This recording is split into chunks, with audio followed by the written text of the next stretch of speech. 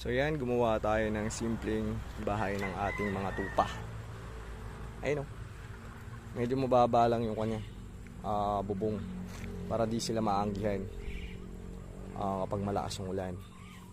So ito yung bakod, binakura ko siya, medyo maliit lang. Tapos may espasyo lang sila dito para makakagalaw-galaw sila ng konti.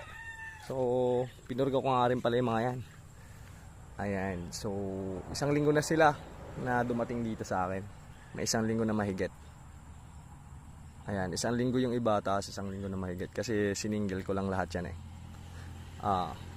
So yung pabahay natin sa kanila, yung kulungan nila, ilang yero lang to, 5 lang. 5 lang na yero. Tapos mababa lang siya, hanggang bewang lang yung taas. Tapos yung hanggang dibdib yung iba, tapos hanggang bewang lang ang taas. Okay.